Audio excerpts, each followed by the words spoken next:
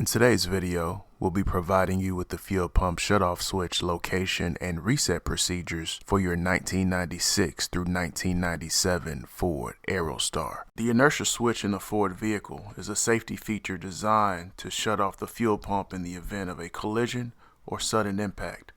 This helps prevent fuel from continuing to flow and reduces the risk of fire after an accident. If triggered, the switch needs to be manually reset to restore fuel pump operation. In order to locate the switch, locate the passenger side front kick panel. The switch is located under the access panel. Remove the access panel to reveal the switch.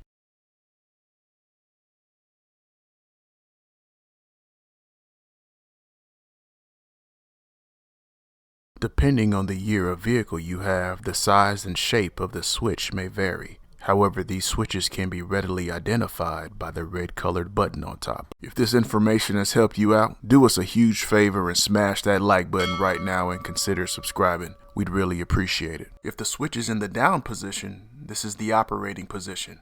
The fuel pump is being supplied power. If the switch is in the up position, this is the trip position. The fuel pump is not being supplied power. In order to reset the switch, turn the ignition to the off position. After verifying there are no leaks in the fuel system, reset the switch by pushing in on the red reset button. Turn the ignition to the on position.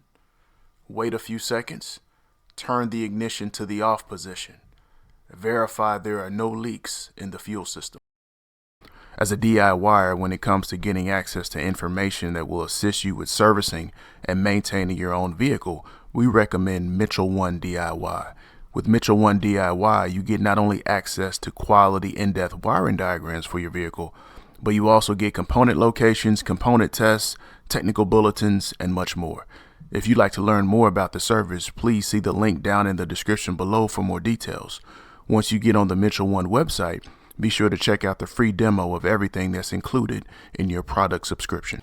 Thank you so much for watching today's video. I hope this video helped you out. If it did, hit that subscribe button and click that bell so anytime we drop a new video, you'll be the first to know. Hit that like button and leave me some comments. I'd love to hear from you. If you're interested in any of the products we used in today's video, we'll leave some links down below. Hope you have an awesome day, and thanks for watching.